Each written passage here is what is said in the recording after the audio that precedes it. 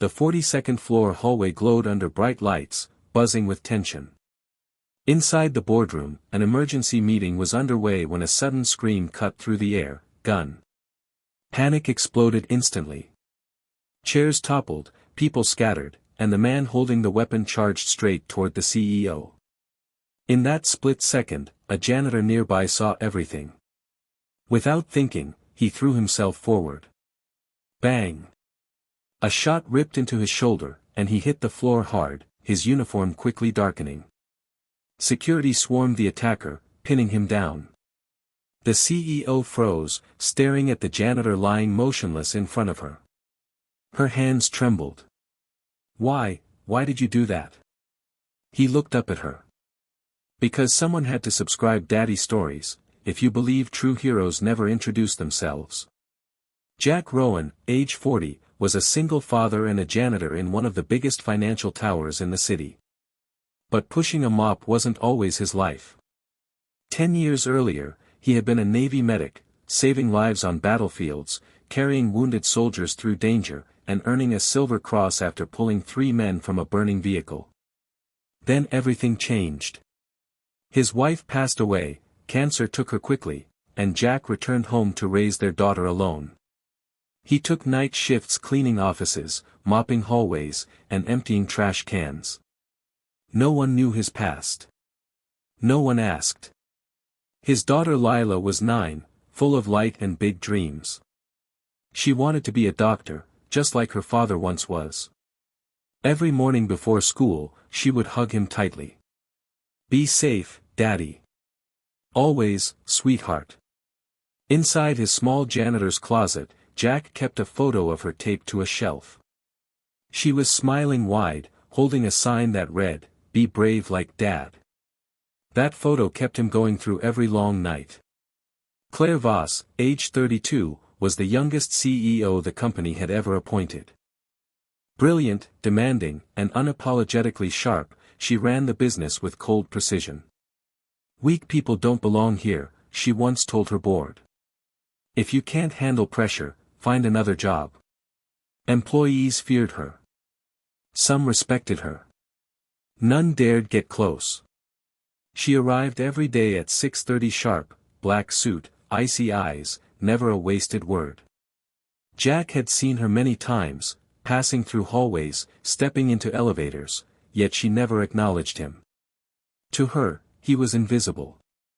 Just another cleaner. The morning of the attack began like any other. Jack arrived at 4 a.m. to a silent building. He pushed his cart to the 42nd floor, the executive's domain. He cleaned the boardroom first, arranging chairs and collecting scattered papers. On the floor he found a crumpled note, Claire's handwriting.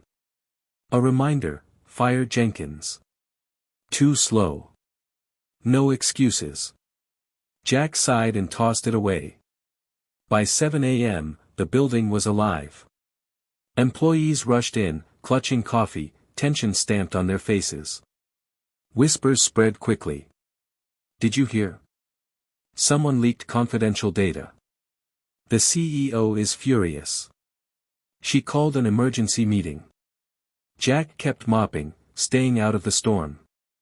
A security guard walked by. "Gonna be a rough day, Jack."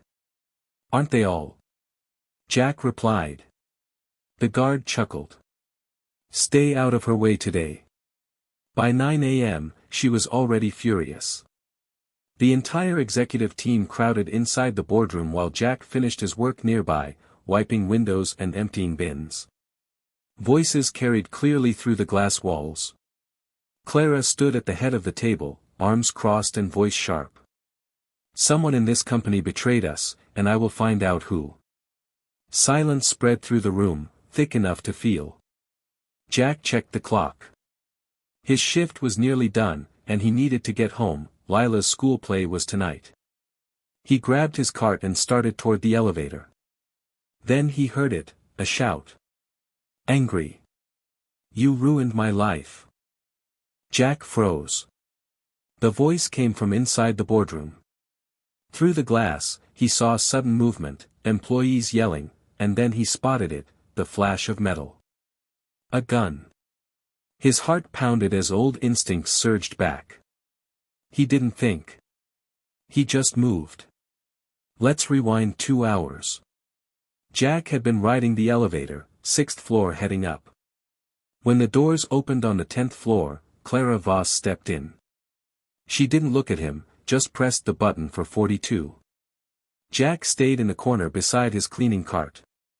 The scent of bleach filled the small space, and Clara wrinkled her nose. For the first time, she looked directly at him, eyes cold, dismissive. You again. Jack nodded politely. Good morning, ma'am. You smell like bleach. He stayed quiet. She checked her phone. Stay off the executive floors during business hours. You're a distraction. Yes, ma'am. The elevator chimed for the 42nd floor. Clara walked out without another glance. Jack exhaled. He had dealt with worse. Outside the elevator, 2 security guards were talking. One spotted Jack and smirked. Man, she really hates blue-collar guys. Yeah, the other replied. Heard she fired a maintenance guy last month for asking about his benefits. Just keep your head down, Jack. Don't give her a reason. Jack pushed his cart along the hallway. I never do. But Clara's words clung to him. You're a distraction. He'd been invisible in that building for 3 years. 3 years of arriving before dawn and leaving long after dark. No thank yous. No recognition. Only the other janitors and a few guards even knew his name. To everyone else, he was just the man who emptied the trash at 8 a.m. And today the atmosphere felt even heavier. Clara had sent a building-shaking message to every executive. Emergency meeting. 9 a.m. sharp. No excuses. Everyone knew what it meant. The data breach. Someone had leaked confidential financial information to a competitor. Millions were at risk. Clara wasn't just angry, she was hunting. Jack continued wiping the boardroom's glass wall. Through the transparent panels, he watched executives file in with tight expressions. Clara stood at the head of the table, arms folded, unreadable. Close the door, she ordered. An executive quickly obeyed. Jack kept cleaning quietly, but the voices still slipped through. Someone in this room is a traitor, Clara said, her tone cutting through every whisper. I don't care who you are. I don't care how long you've worked here. If you did this, I will destroy you. One of the men spoke, voice shaking. Clara, maybe we should involve HR. Or legal. We can't just accuse people without. I don't need HR to tell me what I already know.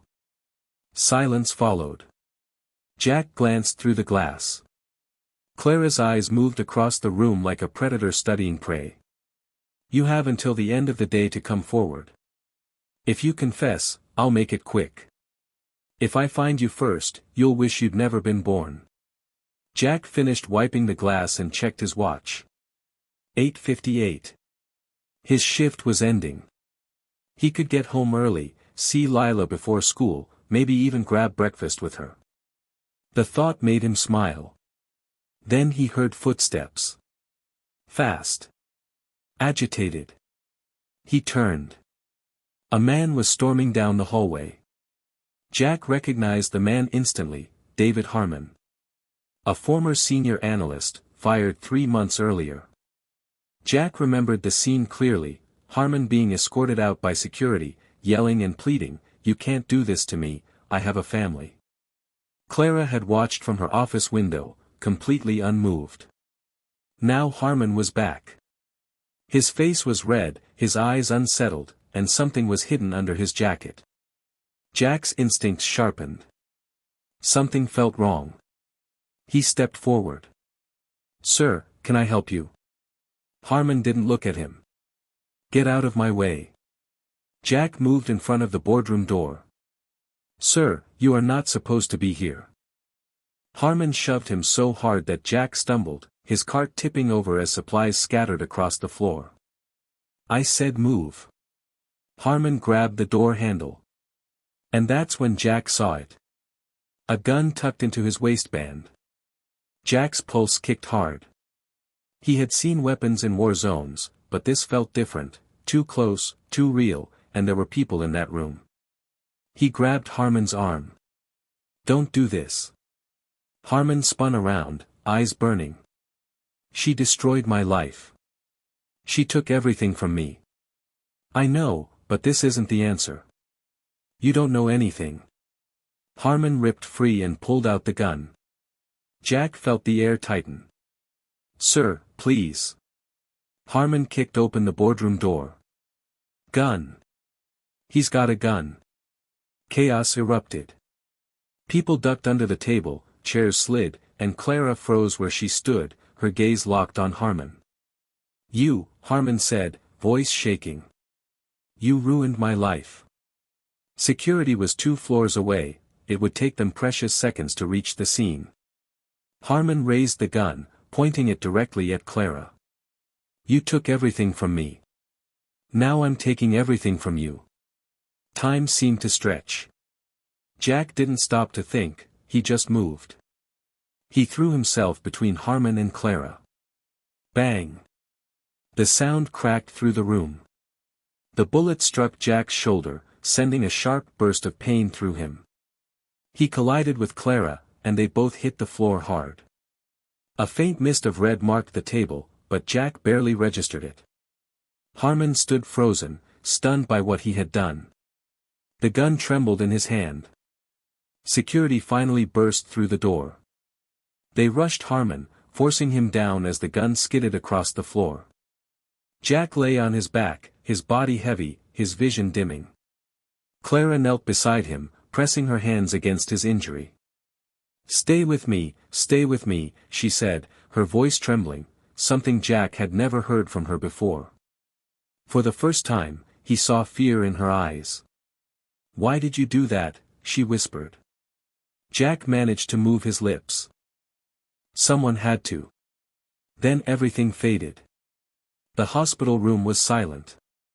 Too silent. Clara sat beside the bed in a plastic chair, still wearing her blood-stained black suit, Jack's blood. She hadn't changed. She hadn't left. She just sat there, staring at the man who had saved her life.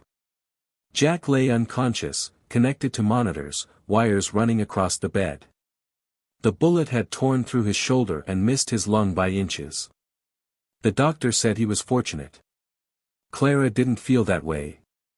She felt something she hadn't experienced in years, guilt. A nurse stepped in. "Ma'am, you should go home, get some rest." Clara shook her head.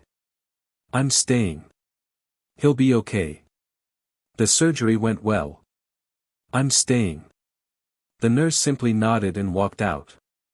Clara looked down at her hands. They were still trembling. She could still feel the warmth of his blood on her skin. She could still hear the echo of the gunshot, still see him stepping in front of her without hesitating. Why? Why would he do that? On the small bedside table sat a clipboard, Jack's medical file. Clara hesitated, knowing she shouldn't read it, but she needed to understand the man who had thrown himself into danger for her. She opened it. Patient name, Jack Rowan.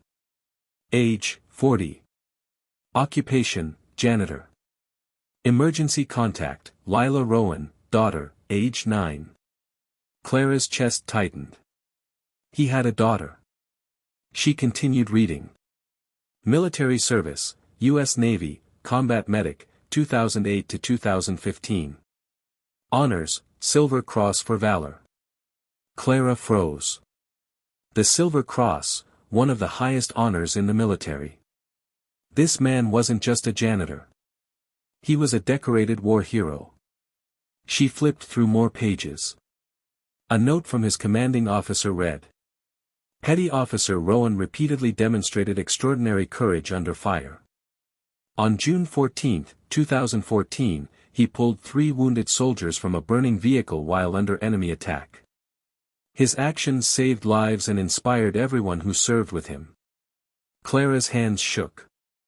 She had called him a distraction. She complained about the smell of bleach. She treated him like he didn't matter. And he still protected her. Then something else caught her attention. A small, folded clipping tucked into the file. She opened it carefully. Local hero saves factory workers in chemical explosion, June 2019. Her eyes widened. There was a photo of a younger Jack standing outside a damaged building. Clara recognized the building immediately, her father's chemical plant. 6 years ago, the explosion had been huge. Her father survived, but he never explained how. Clara continued reading. Jack Rowan, a former Navy medic, was driving past when the explosion happened. Without hesitation, he entered the burning facility and pulled 4 workers to safety, including plant manager Richard Voss. Clara inhaled sharply. Richard Voss. Her father. Jack had saved her father's life, and she never knew. Clara sank back into the chair, her thoughts spinning. She remembered the elevator, the way he stood in the corner, quiet and respectful. She remembered his eyes, steady, patient. No anger. No resentment. Just acceptance. He had been invisible to her. Yet in ways she never imagined, he had been looking out for her all along. She looked at him now, pale, still, his shoulder wrapped in bandages. The machines around him beeped softly. "Who are you?" she whispered. Hours passed. Clara didn't move. She simply sat there, thinking, replaying everything. Around 2 a.m., Jack's eyes fluttered open. He blinked slowly, adjusting to the dim hospital room. When he tried to sit up, pain shot through his shoulder. "Don't move." Clara's voice. He turned his head. She was still there. "Miss Voss." "You're awake," she said. Jack looked around. "How long was I out?" 18 hours. He tried to smile. "Guess the floor is clean enough now." Clara didn't laugh. She leaned closer instead. "Why did you save me?" Jack's smile faded. "What do you mean?" "I treated you like garbage. I told you to stay off my floor. I never even learned your name." "Oh, yeah. Well, you were busy." "That's not an excuse." Jack was silent for a moment. "You want the truth?" "Yes." Jack stared up at the ceiling. "My daughter Lila, she's 9. Clara nodded. "I saw her name in your file. She asks me every day what I do at work," Jack said quietly. "And I tell her I help people." His voice softened. "She thinks I'm a hero because I was in the Navy. Because I have medals." He turned his head toward Clara. "But the truth is, most days I feel like I'm nobody. Just a guy pushing a mop." Clara's eyes were wet. "Then why did you do it?" Jack gave a real smile this time. "Because my daughter believes heroes don't choose who's worth saving. They just save people. All people." Clara's tears finally spilled.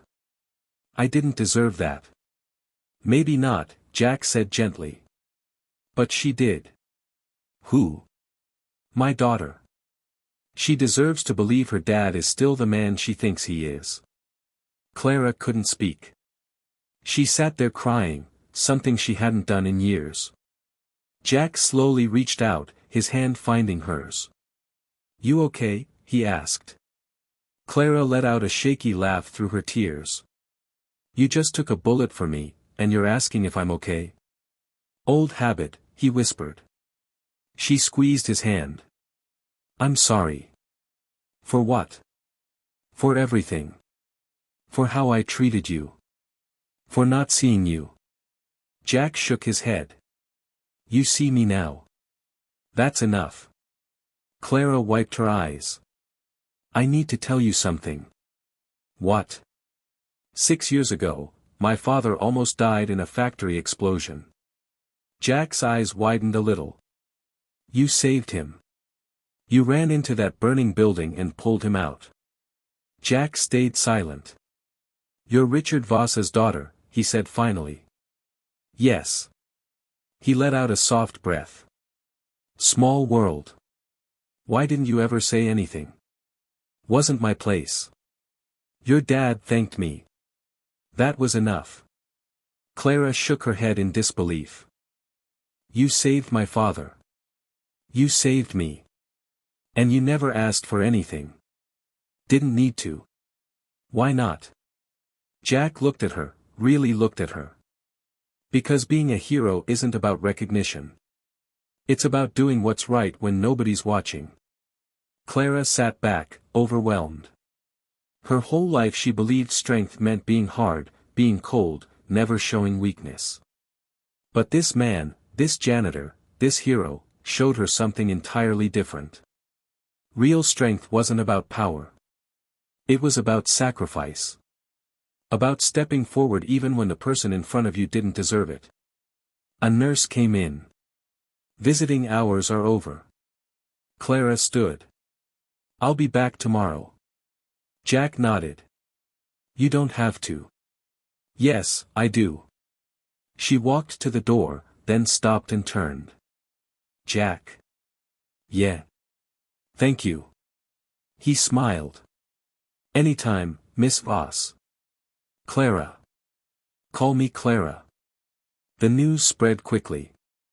By the next morning, every channel had the story. Janitor saves CEO from armed attacker. Hero in disguise, Navy veteran stops workplace shooting. From mop to metal, the man who stepped into danger. Social media exploded. People shared Jack's photo, his military record, his story. The invisible man was visible now. At the office, everything changed. Employees who once walked past him without a glance now stopped mid-step. Security guards nodded at him with respect. 2 weeks later, when he returned to work with his arm in a sling, he walked through the lobby smiling. Welcome back, Jack. Good to see you, man. You're a legend. Jack simply nodded, humble as always.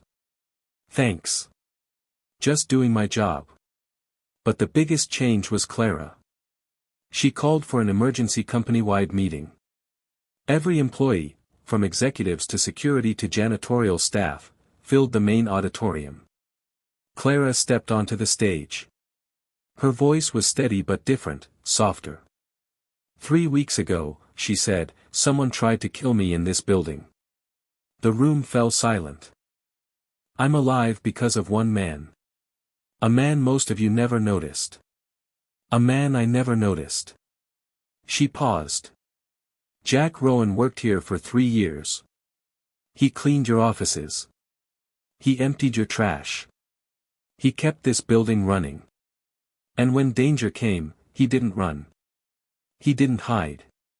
Her voice wavered. He put himself between me and a bullet. Clara swallowed hard. The man you all ignored, is the reason any of us are still here.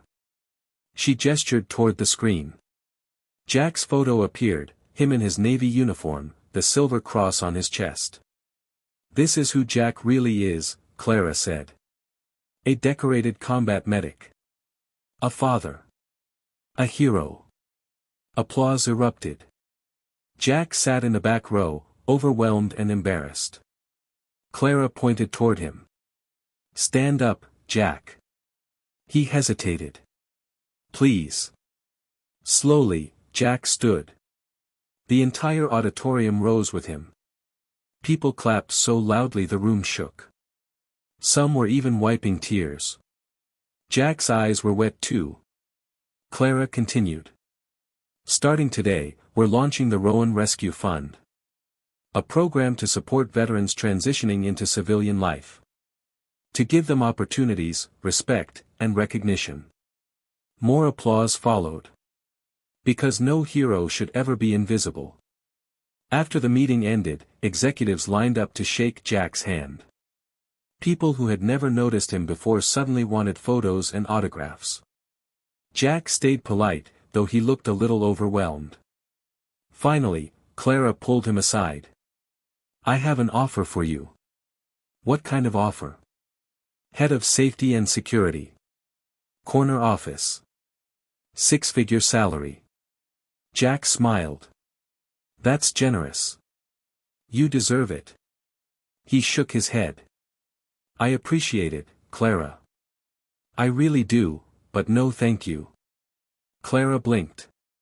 No. I'm not done cleaning up this place yet. She laughed, actually laughed. You're serious? Dead serious. Someone's gotta keep these floors clean. Clara looked at him carefully. You're something else, Jack Rowan. Just a guy doing his job. But Clara didn't stop. She doubled his salary, added full benefits, and created a college fund for Lila. Jack looked at her for a long moment, then nodded.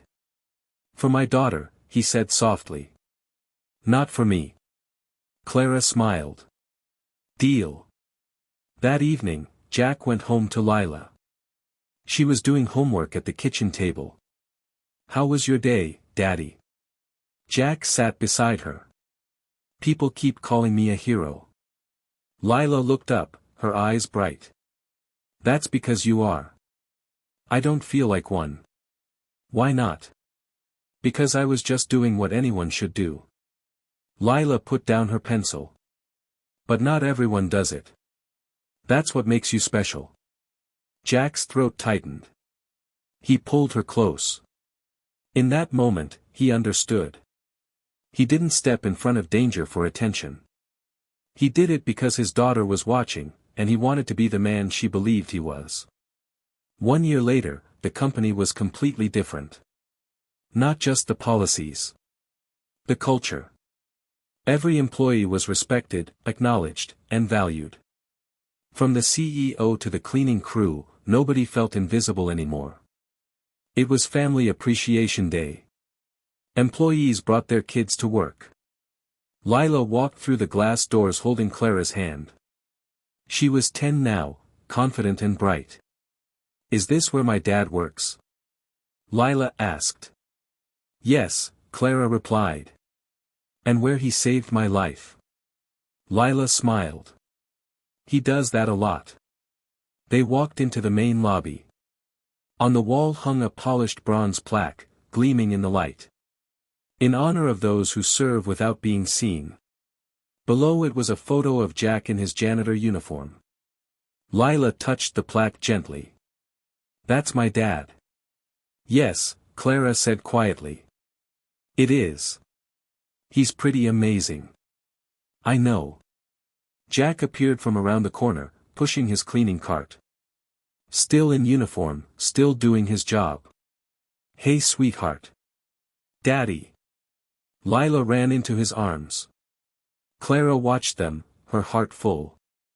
Later that afternoon, Clara gave a speech. The entire company gathered, families, children, everyone.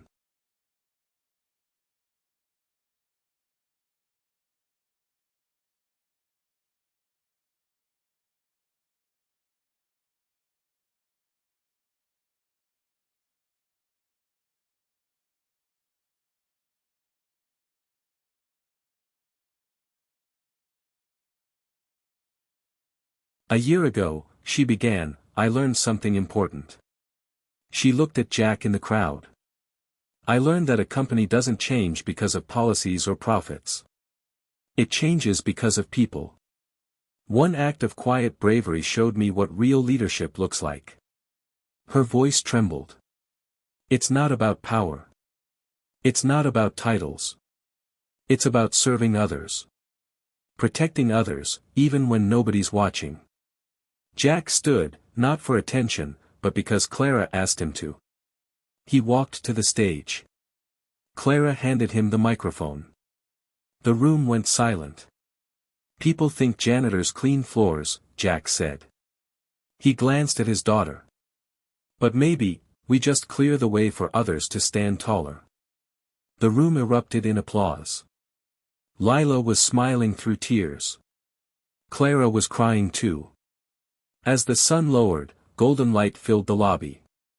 Jack stood with his arm around Lila.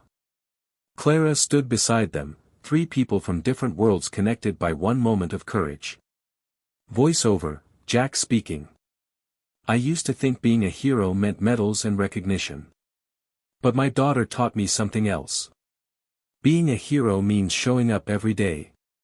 Doing what's right even when it's hard. Even when nobody sees. Because someone's always watching, and someone's always worth saving. The camera pulls back slowly. The company logo reflects in the windows.